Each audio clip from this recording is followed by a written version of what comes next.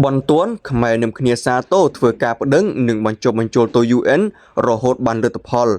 អង្គការសហប្រជាជាតិ UN ជំរុញឲ្យមានបទឈប់បាញ់ដើម្បីការពារប្រជាពលរដ្ឋឯកឧត្តមកែវ រ៉េមី ប្រធានគណៈកម្មាធិការសិទ្ធិមនុស្សកម្ពុជាបានបង្ហោះសារដោយអារម្មណ៍រីករាយថានៅទីបំផុតការិយាល័យឧត្តមស្នងការសិទ្ធិមនុស្សនៃអង្គការសហប្រជាជាតិបានទទួលយកបញ្ហានេះនិងចេញសេចក្តីថ្លែងការណ៍ជាផ្លូវការ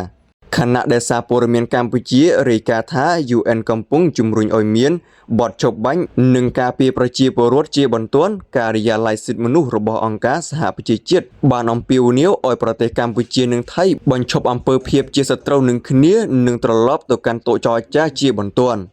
ដោយសារតែប្រជាពលរដ្ឋជិតកន្លះលាននាក់ត្រូវបានបង្ខំឲ្យភៀសខ្លួនដោយសារចំនួនព្រំដែនបានកើតឡើងលោក Jeremy Luren អ្នកនាំពាក្យសិទ្ធិមនុស្សរបស់ UN បានថ្លែងថាមានការរាយការណ៍មកថានៅតំបន់ជុំវិញភូមិជាច្រើននិងទីតាំងវប្បធម៌កំពុងត្រូវបានវាយប្រហារដោយយន្តហោះចម្បាំងដ្រូននិងកាំភ្លើងធំស្ថិតក្រោមការប្រយុទ្ធគ្នា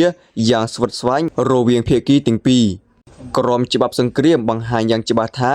ការការពារប្រជាពលរដ្ឋនិងហេដ្ឋារចនាសម្ព័ន្ធស៊ីវិលគឺត្រូវបានយកចិត្តទុកដាក់យ៉ាងសំខាន់បំផុតភាគីទាំងពីរត្រូវតែបញ្ឈប់ការបាញ់ប្រហារជាបន្ទាន់ហើយត្រូវត្រឡប់ទៅកាន់កិច្ចព្រមព្រៀងនិងការចរចា